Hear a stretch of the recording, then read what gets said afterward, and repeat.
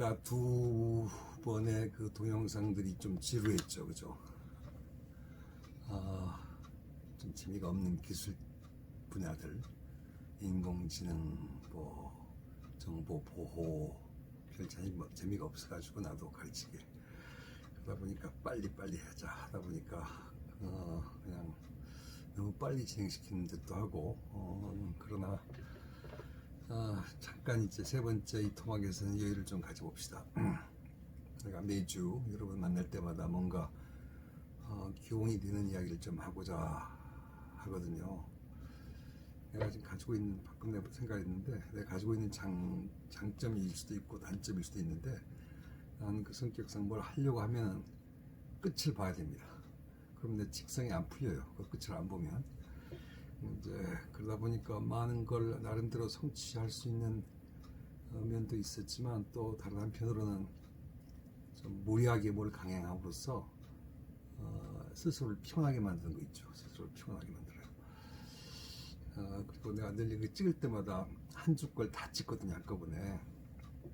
그러다 보니까 컨디션이 좀 안 좋을 때는 이 발음이 자꾸 셉니다.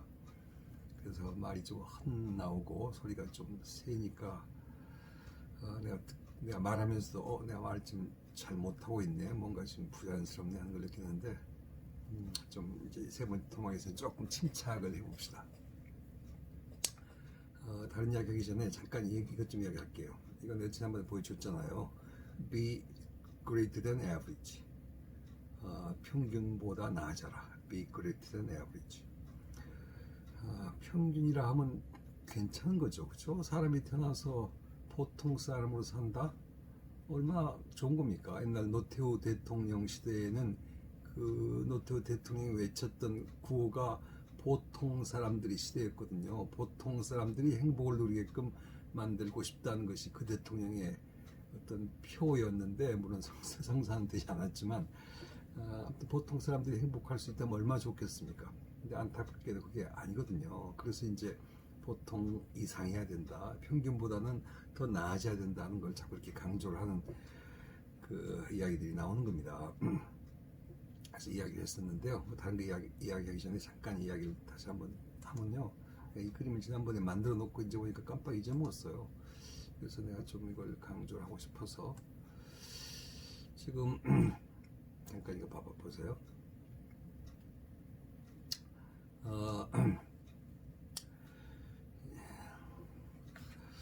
이 보통이라는 것이요. 이 보통이라는 것이 average가 이 중간층이라는 것이 안타깝게도 현재 이 경쟁 시대에서는 행복을 보장해 주지 못합니다. 너무 경쟁이 치열해요. 이걸 위로 벗어나지 않으면, 중간에서 벗어나서 좀 상위층에 포함되지 못하면 힘들어집니다. 힘들어져요. 그래서 이 평균에 만족하지 않고 위로 이제 뛰어넘어야 되거든요. 위로 올라가야 되거든요. 평균 이하면요, 삶이 좀 고달프고요. 고달프고. 그래서 평균보다 나아져야 되거든요. 여러분들이 외대에 들어온 거 하나만으로도 기본적인 자질은 난 평균 이상이라고 봅니다. 그렇게 인정을 하고 싶어요. 그렇지만 외대가 무슨 뭐 대단한 학교는 아니잖아요. 그냥 10위권 정도 되는 학교잖아요, 우리나라에서. 그렇다고 그러면 과연 나쁜 건 아니죠. 우리나라 뭐 200개 가까운 대학이 있는데 그 중에 10위권에 속한다, 뭐 대단한 대학일 수도 있지만, 내가 볼 때는 꼭 그렇지만 않습니다.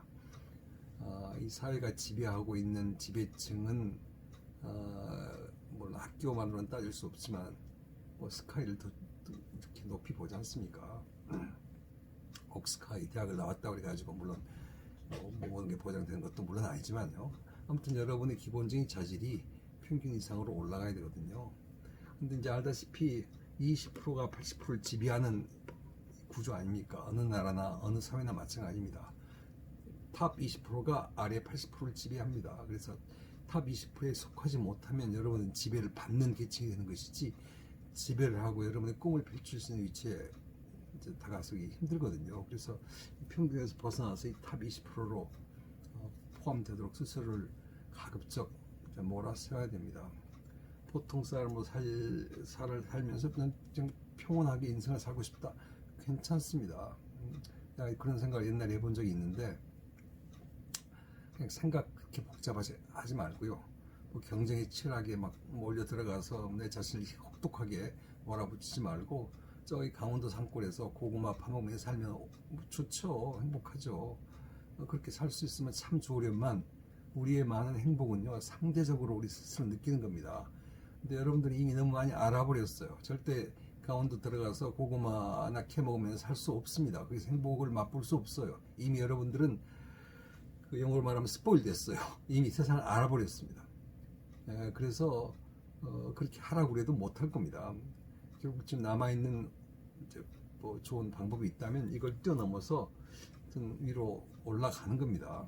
그러면 이제 그림을 그려보면요, 뭐 뻔한 그림이지만 결국은 여기서 어떻게 하면 여기서 위로 갈 것인가, 여기서 이쪽으로 이제 넘어서는 방법을 찾아봐야죠. 그죠? 여기서 이제 올라서야죠. 여러분의 수준이 뭐가 됐든지 간에, 내가 여기서 평균이라 말하면 꼭 외대상이어서 평균이라는 건 아닙니다. 여러분의 지적 수준이 됐건, 정신적 어떤 성숙도가 됐건, 육체적 강함이 됐건, 집에서 뭐 경제적 뭐 부가 됐건 뭐가 됐든지 간에 평균만으로는 힘든 구조가 우리나라의 구조란 말이에요. 이제 지난번에 다이아몬드 이야기를 했었는데, 이 구조가 가장 좋은 거죠. 평균이, 중산층이, 보통 사람들이 행복을 누릴 수 있는 사회라면 오직 좋겠습니까? 그렇지만 그게 아니라는 겁니다. 아니에요. 지난번 이야기했지만 뭐 이미 눈으로 보이죠? 뭐 너무 흐리게 했나요? 지금 현재의 그 사회 구조는, 우리나라는 이 눈사람 구조라고 했잖아요. 이 눈사람 구조. 이 상위 10%가 사실은 20%도 아닌 것 같아요. 우리나라는 상위 10%가 나머지 90%를 다 지금 지배하는 그런 구조 같고, 이 위에 속하면 나름대로 살맛나고요, 이 밑에서 있으면 그냥 허덕이게 되는 것이 우리의 세태 같습니다. 이 사회 구조 같아요. 그래서 여러분에게 꼭 이 안에 포함되어야지만 행복하다는 걸 강조하기 싫지만, 또 현실이 그런 만큼 그럴 수 있다면 좋겠다 하는 것이 내 기대고, 여러분이 그렇게 최소한 노력하길 바랍니다. 그래서 지난번에 내가 이야기를 했잖아요. 이 평균에서, 보통 수준에서 어떻게 유능함을 발휘할 수 있는 것인가, 그 비결은 무엇인가 이야기를 했잖아요. 비결이라는 것이요, 지식을 갖추고 유식해진 겁니다. 우선은. 그렇지만 그 외에 여러분이 정말 유능하다 하고 스스로 자신감을 가지려면 많이 읽고, 많이 쓰고, 많이 생각하고, 또 대인관계 참 중요하고요. 뭐 이런 것들이 유능함으로 발돋움하는 비결들이다 하는 게 이야기를 지난번에 했었습니다.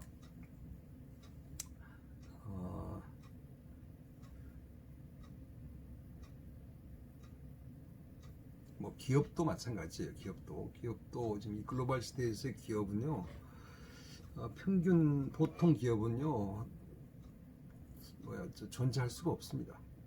글로벌 모드에서 탑 몇 프로 안에 들지 않으면요, 그 기업은 도태되고 맙니다. 대충 우리나라에서 평균적 수준의 규모로, 중소 중견 기업으로 대충 평균적인 상품으로 이렇게 고객을 상대하겠다, 시장을 뛰어들겠다, 뭐 망하죠. 그래서 늘 최상을 추구해야 되는 것이 기업이듯이 우리 개인도 마찬가지라 이겁니다. 그러려면 많이 읽고, 많이 생각하고, 많이 써보고요, 꿈을 지니면서 유능함으로 나아가기 바란다는 이야기를 지난번에 그래서 해드렸습니다. 네, 이제 읽는 건 좋은데, 이제 글 쓰는 것이 쉽지가 않습니다. 글을 쓰는 비결이, 나도 뭐 글 썩 잘 쓴다고 생각하지 않고 내가 가끔씩 부끄러워하는 면도 있지만, 그러나 여러분 믿을지 안 믿을지 모르지만, 내가 사실 IT 분야에서는 글쟁이로 소문난 사람입니다. 그냥 쉽게 많이 썼어요. 아마 나만큼 IT 전문가 치고 우리나라에서 나만큼 글자 수로 따지면 나 따로 사람 없을 겁니다. 클람이 됐건, 잡지 기공이 됐건, 책이 됐건, 글자 수 따지면요, 그 IT 전문가 치고서 나를 따라올 사람 없어요 지금까지. 그만큼 많은 글자들을 써왔는데, 그러면서 늘 내 속으로 열등 의식을 갖고 난 왜 좀 더 글을 더 잘 쓸 수 없을까 하는 그런 그 안타까움을 속으로 가지고 있거든요. 그러나 글 잘 쓰는 비결은, 남들이 이렇게 인정해 주는 도 없지 않아 있으니까, 글 잘 쓰는 비결은 쉽고 재밌게 뭐 잘 쓰는 비결은요, 여러분이 특히 한마디만 이렇게 이야기하고 이제 주제로 넘어갈게요. 여러분이 쓴 글을 사랑해야 됩니다. 여러분이 쓴 글을 사랑해야 돼요.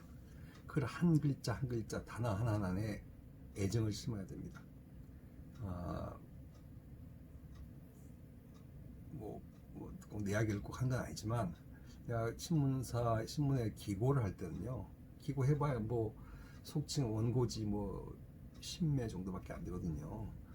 A4 용지 한 장이에요. 쉽게 말해서 A4 용지 한 장의 어떤 짧은 칼럼을 기고할 때는요, 내가 시간을 얼마나 썼느냐면 금방 나오는 게 아니에요.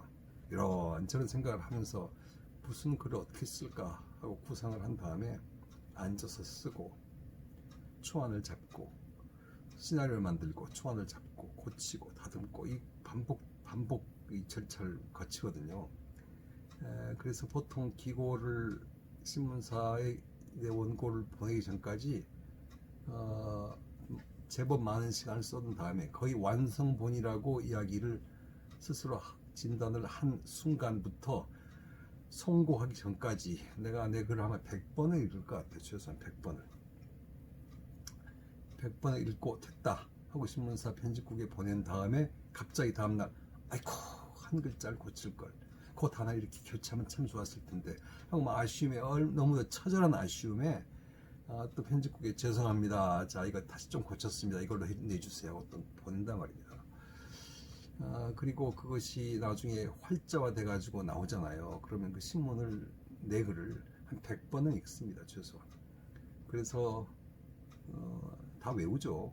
그래서 그 글자 한자도 오차 없이 나보고 그걸 새롭게 쓰라고 그러면요, 그 당시에는 보지 않고 새롭게 똑같이 만들어 보라면 내가 자신 있게 만들어 볼 수 있을 정도로 난 내 글을 애정을 가지고 그렇게 많이 읽고 다듬고 하거든요. 꼭 그렇게 하라는 건 아니죠, 여러분들이. 그러나 여러분이요, 글 하나를 쓸 때, 단순히 뭐 누구에게 이메일 하나 쓸 때, 어디다가 뭐 보고서 하나 쓸 때, 짧은 뭐 시험에서 뭐 답을 하나 쓸 때, 여러분 글자 한자에 대해서 애정을 가지고 노력하는 그 자세가 결국은 좋은 글을 만든다고 난 믿습니다. 특히 말도 그렇고 글도 그렇고 듣는 상대가 있고 읽는 사람들이 있잖아요. 그 읽는 사람의 입장으로 돌아가서 내 글이 어떻게 읽혀질까 하고 내가 내 글을 읽으면서 제3자 입장이 꼭 되어보는 겁니다. 그래서 이 글을 읽을 때 이 사람이 웃어줄까? 이 대목에서는 한번 웃어줘야 되는데 미소가 나올까? 이 대목에서는 감동을 느낄까? 이 끝나고 나면 뭔가 뿌듯한 어떤 느낌을 내가 줄 수 있는 글이었을까? 기용이 됐을까? 재밌었을까? 시작부터 딱 보기에 눈길을 끄는 첫 문장으로 시작하더니 맥을 가지고 쭉 이어가서 딱 결론까지 나오는데 대단한 어떤 지루하지 않은 글일까 하는 생각을 늘 한단 말이에요. 아무리 짧은 글이든 긴 글이든 간에 뭐 시시한 수필을 썼던 뭐 신문에 의미 있는 칼럼을 썼던 간에 결국 과정은 똑같습니다. 그렇게 노력을 한단 말이죠. 그래서 여러분들 말하는 것도 중요하고요, 잘하는 것도 중요하고 글 쓴 것도 중요하다고 내가 몇 번 강조해서 이야기하지만 그게 결국 여기서 위로 올라가는 길이거든요. 그게 바로 보통에서 위로 탈피하는 방법이거든요. 그래서 내가 늘 그랬잖아요. 최선을 다하라 할 때 짧은 글 하나, 누구에게 보내는 이메일 글 하나, 뭐 보고서 하나 뭐 쓸 때마다 여러분 기업체 들어가서 특히 그렇습니다. 글 잘 써서 여러분이 정말 진정한 제법 멋진 친구로 보이도록, 제법 머릿속에 제법 많이 들어있는 친구로 보이도록 그렇게 노력을 한다면 좋겠다는 생각입니다. 뭐 성적이요 절대 여기서 위로 건너뛰게 하지 못합니다. 여러분의 노력이 필요합니다. 이 비결은 그러나 노력 없이는 안 되는 거거든요. 애정과 열정과 땀을 흘려야죠. 인내심과 이해심과 이런 것들이 결국은 여기서 위로 올라가는 것이다. 그러니까 그렇게 하면 여러분이 아까 그 공식 be greater than average에서 그 답을 얻을 수 있다고 믿어집니다. 이게 이제 기업의 현실도 그래요. 우리 기업이 여러분 개인뿐만 아니라 기업도 그렇게 노력을 해야 되고, 여기서 보통 기업에서 우수 기업을 뛰어넘기 위해서는 그 뭔가 있어야 됩니다. 뭔가 있어야 돼요. 전략적으로, 기술적으로, 창의적으로 뭔가 있어야 되거든요. IT가 거기에 도움을 줄 수 있다고 난 주장을 합니다. IT 전문가니까 당연히 그렇게 이야기할 수밖에 없겠죠. 사실 그렇고요. 그래서 건너뛰어야 된다. 그래서 여기 이야기를 하면서 지금 오늘 이 시간에서 이야기하고자 하는 것은 간단하게 우선요, 정보 산업을 이야기하고 싶었는데, 우선 이야기하고 싶은 게 뭐냐면요, 이건 사실 BPR 이야기하면서 꼭 이야기했어야 되는 그림인데 내가 놓쳤습니다. BPR 이야기를 할 때 이야기를 했어야 되는 건데요. 이 그림 간단한 건 as is as to be로 나가는 것. 혁신, BPR이 혁신 아닙니까? 혁신을 하려면 현재를 진단해야 됩니다. as is, 현 상태, 현재를 진단해야 됩니다. 그 다음에 혁신의 목표를 분명히 설정해야 됩니다. 혁신의 목표를 분명히 설정하고요. 그런데 현재는 이러한데 이 목표를 달성하기 위해서 나는 어떤 변화를 추구해야 되는 것인가 하는 것이 BPR이라고 이야기했잖아요. 그게 혁신입니다. 이 그림은 보통 BPR 설명할 때 흔히 나오는 그림인데 내가 놓쳤습니다. 그래서 이제 내가 마지막으로 다시 한번 강조를 하는 것인데요. 이것이 아까 말했던 보통에서 보통 이상으로 우수로 나가는 길이라 이거죠. 여러분 스스로를 진단해 보세요. 그리고 목표를 설정한 다음에 과연 어떻게 여러분을 변화시킬 것인가를 보라는 겁니다. 기업의 발전적 혁신, 여러분의 발전적 어떤 삶의 변화, 결국 똑같다는 그 이야기예요. 그 이야기는 좀 더 하겠습니다. 그래서 비전을 가지고서 전략을 세워서 이렇게 나가든 혁신을 시켜서 이렇게 나가든 현 상태를 진단하고 새로운 목표를 위해서 추구해서 달려가면 결국은 그 변화가 기업도 새롭게 만드는 거죠. 그래서 이제 이렇게 추구하는 것이 BPR에서 흔히 나온 그림인데, 내가 이제 그림을 좀 더 완성시키는 그림을 미리 그려놓은 걸 잠깐 보여주면요, 이렇습니다.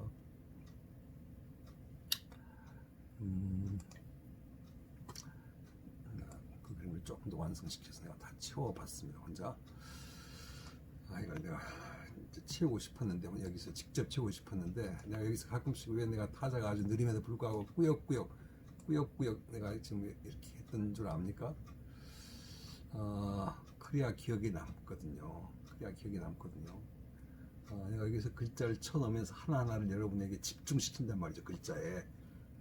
그럼 여러분이 눈이 그쪽으로 가지 않습니까? 한눈에 딱 보여주잖아요. 그러면 이게 제대로 들어오지 않아요. 배움의 그 효율성 측면에서 난 그렇다고 있습니다. 그래서 내가 파워포인트를 쓰기 싫어하는 거예요. 파워포인트는 그냥 전체 채워진 대로 그냥 가잖아요. 물론 파워포인트도 뭐 중간중간에 채워넣을 수 있겠죠. 물론 그렇게 슬라이드를 여러 개 겹치게 물론 할 수 있죠. 그걸 모르는 바 아니지만 이렇게 해야지만 이제 될 것 같아서 아무튼 이렇게 이제 미리 만들어 놨습니다. 이 슬라이드는.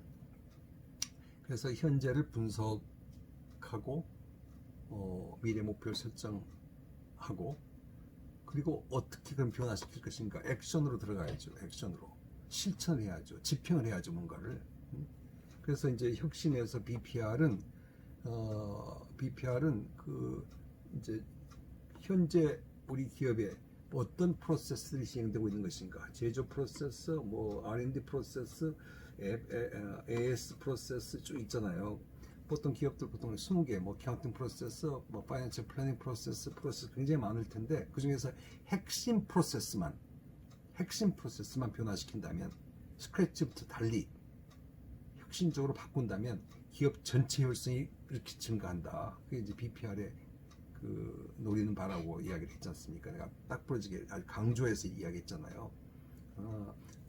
비용, 품질, 서비스, 속도 측면에서 핵심 프로세스를 근본적으로 뜯어 고쳐야 된다. 이것이 비즈니스 프로세스 리엔진이라고 했지 않습니까?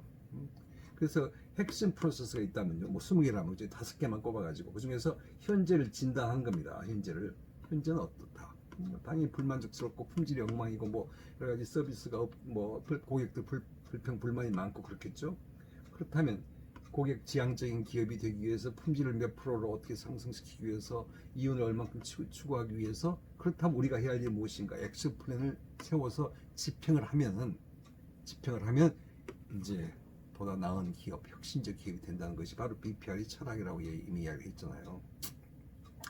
이 그림은 단순히 BPR만 적용되는 것이 아닙니다. 우리가 이야기했던 정보와 전략기획 수립, Information Strategy Planning도 마찬가지예요.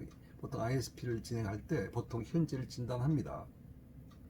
그리고 투기 목표를 설정하고 전략적으로 어떻게 나갈 것인가, 어떤 시스템을 어떻게 언제 어떻게 구축함으로써 기업이 발전할 것인가, 더 나아진 기업일 것인가, 디지털 기업으로 탈바꿈할 것인가 하는 것도 ISP 철학이니까 이 그림 뭐 결국 같은 겁니다. 물론 전략 수립할 때 ISP 할 때의 척도는 다르겠죠. 여기서 혁신의 척도는 비용, 품질, 서비스 속도지만 이 전략 계획 수립할 때는 이제 척도가 좀 달리 평가되겠죠. 좋은 전략과 그렇지 않은 전략. 여기서 이제 ISP 같은 경우는 어떤 시스템을 언제 구축해서 어떤 효과를 볼 것인가이기 때문에 척도가 좀 다르죠. 비용을 절약한다든가, 아니면은 어떤 기업이 IT를 기반으로 훌륭한 더 기업으로 탄생하기 위해서 측정해야 할 척도를 정해놓고 물론 ISP가 진행되어야 되겠습니다. 사실 우리가 나중에 이제 다음 주부터 배울 미래 경영도 마찬가지예요. 미래 경영도 우리가 현재 여기 있는데 미래를 이렇게 개척해 나가야 되는데 이게 우리의 꿈이다. 꿈. 어떻게 하면 좋겠는가 하는 것이 미래 경영의 기본적 철학 아니겠습니까? 연구개발도 마찬가지고요. 현재 이 수준의 연구개발인데 우리가 어떤 연구개발의 결과를 가져오면 좋겠다 하는 꿈을 가지고서 R&D를 진행시켜야지면 되지 않겠습니까? 그게 이제 이거 비전이란 말이에요. 이게 비전이에요. 기업의 비전입니다, 결국. 내가 이제 학기 말씀에 낼 문제를 하나 여기서 미리 잠깐 소개를 할게요. 우리가 BPR을 직접 실행해 보면 좋으련만 우리가 이제 하버드 비즈니스 스쿨에 있다면 그렇게 할 겁니다. 그렇지만 그렇지 못하니까 케이스 스터디를 하더라도 쉽지 않으니까 결국 똑같은 철학이요. BPR의 철학, 예를 들어서 BPR 철학은요, 우리 인생과 기업의 BPR이나 우리 인생의 BPR이 같습니다. 인생은 비즈니스가 아니니까 라이프라 치죠. 라이프 프로세스 리엔지닝이 똑같아요. 결국 철학은 단 이 척도는 아닐 수 있습니다. 여러분 개인의 행복의 척도가 따로 있을 수 있습니다. 그게 뭐가 됐든지 간에. 그래서 그 다음에 이 프로세스가요, 비즈니스 프로세스가 아니라 라이프 프로세스겠죠. 이게 공부하는 프로세스일 수도 있고, 효도하는 프로세스도 있고, 취미생활한 프로세스도 있고, 경제적 풀을 축적한 프로세스일 수도 있고, 뭐 취업한 프로세스일 수도 있고, 건강을 유지하는 프로세스일 수도 있고, 우리가 생활을 하면서 다양한 프로세스를 우리 스스로 개인적으로도 다양한 삶의 프로세스를 진행시키면서 하루 24시간을 보낸단 말이죠.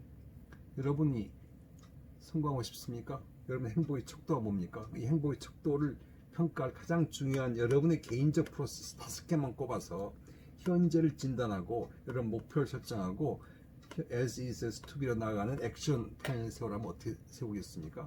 그게 라이프 프로세스 리엔지닝 플래닝입니다. 이야기는 내가 다시 하겠지만 이 표 하나를 여러분 개인의 인생에 비추어서 채우는 것이 학기 말 시험 문제 중에 하나다 한 걸 내가 미리 이야기를 여기서 하겠습니다. 이야기는 다시 또 할게요. 이 프로세스, 이 삶의 인생의 프로세스에 대해서 또 이 표를 채우는 기본적인 방법에 대해서 추가로 설명하겠습니다. 미래 경영 이야기할 때요. 하여튼 뭐 여기서 이야기를 하는 것은 이 기본적인 철학은 같다. 그 이야기를 하려고 하는 겁니다. 결국 노력을 통해서 현재를 알고 분수를 알고 여러분 현재 상황을 이해하고 제대로 진단한 다음에 여기서 나는 이 모양 이 꼴이 하고 남지 말고 나의 목표는 이건데 나의 꿈은 바로 이것이련만 내년까지 아니면 5년 내에 꼭 이런 거 달성하고 싶어하는 목표를 설정한 다음에 따라서 나는 어떻게 뭘 할 것인가 하고 액션 플랜을 세움으로써 여러분 인생이 달라질 수 있다는 거죠. 그러나 그래도 좀 더 구체적으로 말하면 이런 거예요. 이렇게 표를 채워보는 겁니다. 나는 지금 건강하지 못해. 너무 나약해. 너무 비만이야. 근데 운동도 안 해. 흡연까지 해. 문제 심각해. 이게 건강 프로세스라면요. 심각해 하고 진단해요. 나는 몸무게를 몇 킬로 빼고 싶어. 날씬해지고 싶어. 좀 더 건강해지고 근육이 좀 붙으면 좋겠어. 얼굴이 활력을 다시 찾으면 좋겠어. 좀 더 멋진 몸매를 가지면 좋겠어. 하고 여기서 투비를 설정을 하는 겁니다. 응? 그러려면 어떻게 해야 되냐고요?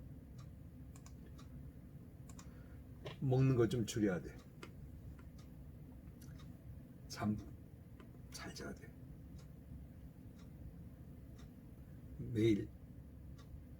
매일까지 못 되더라도 일주일에 3번은 꼭 조깅을 할 거야. 1시간 이상. 등산해 볼래. 뒷산이라도.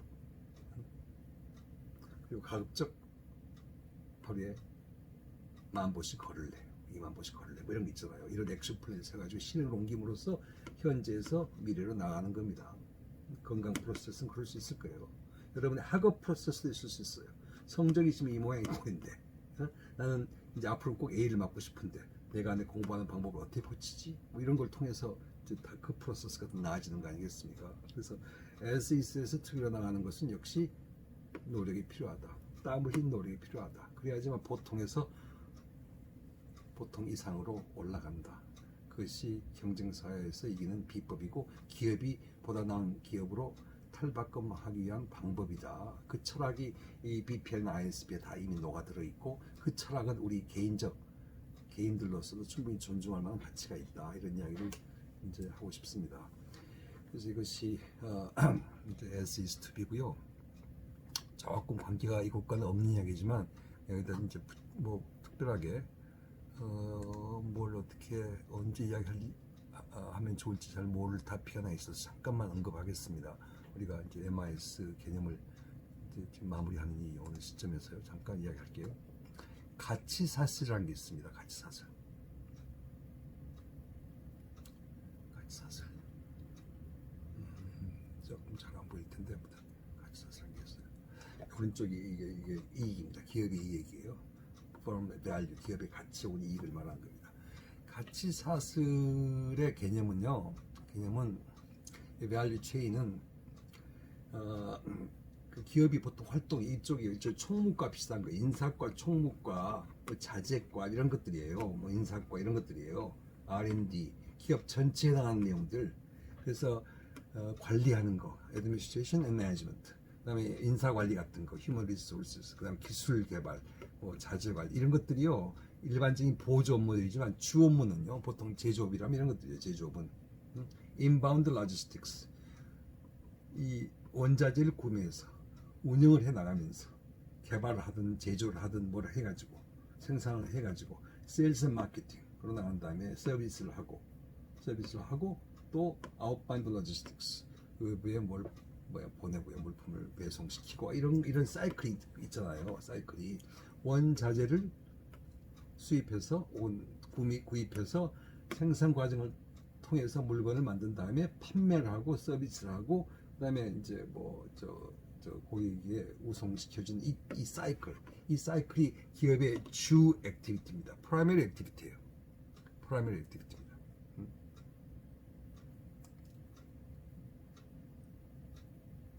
프라이머리 액티비티. 그리고 이것들은 이제 본사에서 하는 것들 서포트 액티비티예요. 그래서 이제 이 아래 그림에서요. 이것들을 도와주는 것이 결국은 이것들이 기업에서 일하는 일이죠. 이 인바운드는요, 공급사들부터 원자재나 부품을 받는 거고요. 기업에서 생산하고 판매하고요. 그 다음에 이제 대리점 넘기면 이 대리점에서 뭐 관리를 하는 것이니까 기업 자체, 우리 기업에서 하는 일은 이제 이 부분 이쪽에 속하죠.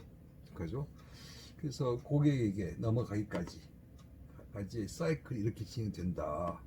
하는 것이고 이게 가치 사슬이고 이 가치 사슬이 끊어지면 안 되고요. 이게 효율적으로 돌아야 된다는 거죠. 그래서 이 가치 사슬을 개념을 그래야지만 이제 우측을 좀 여러분 좀 약간 좀 끊겨 있을 것 같은데 그래서 기업 가치가 상승을 한다는 겁니다. 이제 그러려면 이 프라이머리 액티비티들이 잘 수행되도록 만든 IT 시스템이 바로 SCM이라는 거죠. SCM. 물론 여기 SCM이 있고 SCM이 다 있는데 여기에 이제 이것들이 잘 진행되겠어. Just in time, MRP, 그다음에 주역 정보 시스템, 의사결정 지원 시스템, ERP, 전문가 시스템, iOS, 기업 간 정보 시스템 것들이 다 이용되겠죠. 그러나 핵심은 이 그림에서 보면요, 결국 SCM이에요. SCM, Supply Chain Management거든요. 이런 기능을 위해서는 Knowledge Work System 5에 있죠. Human Resource Management, 뭐 다른 것도 있을 수 있지만 핵심은 SCM이고, 그래서 가치 사슬을 이야기하면서 지금 잠깐 마지막으로 한 장만 더 이야기를 하면서 Supply Chain Management 이야기를 잠깐 하겠습니다.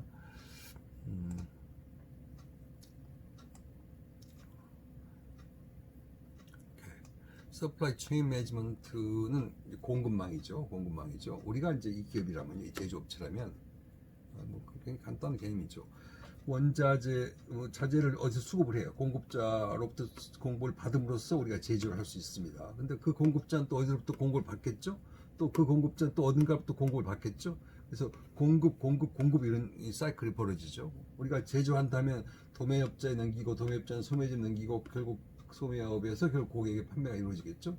그래서 공급 이렇게 되는 거죠. 그죠? supply죠. 그래서 supply chain이죠. 뭐 공급망 그러니까 뭐 같지만 체인이에요, 체인. 공급. 그래서 이쪽 부분, 이쪽 왼쪽 이쪽을 우리가 상류, 업스트림이고 이쪽이 하류다. 그래서 위에서부터 아래로 흘러온다. 상류에서 하류로 흘러간다. 결국 가치는 아까 그 전 그림에서요. 이 기업의 가치가 높아진다고 했잖아요. 이렇게 흘러가면서 원자재가 상품이 돼가지고 비싸게 팔잖아요. 그러니까 가치가 올라가는 겁니다. 밸류가 올라가는 거예요. 그래서 가치 사슬이에요. 가치가 점점 올라가는 겁니다.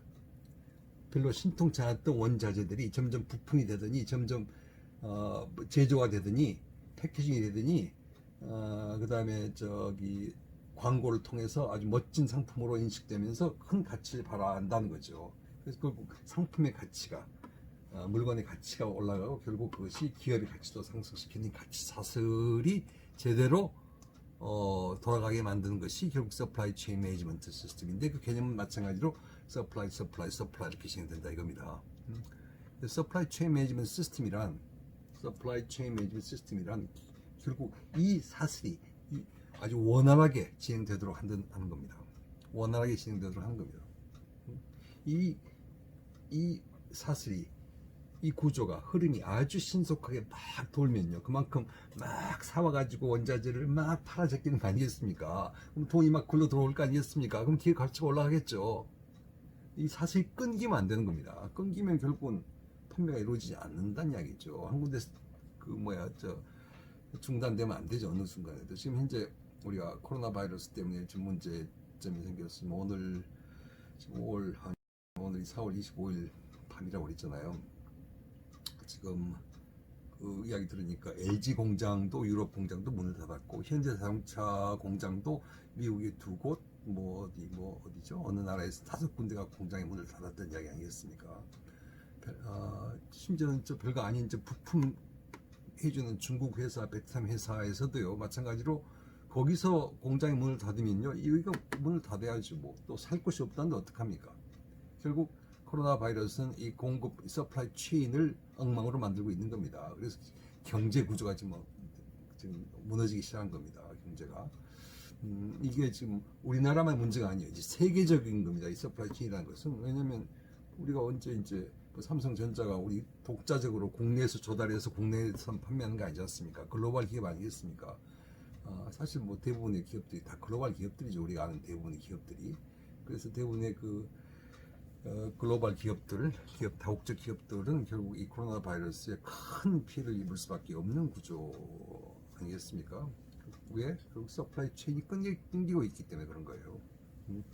그래서 서플라이 체인 매니지먼트는 특정 기업의 입장에서는 이 망이 제대로 원활하게 운영될 수 있도록 만들어준 것이다 하는 것을 이해를 좀 하면 되겠네요.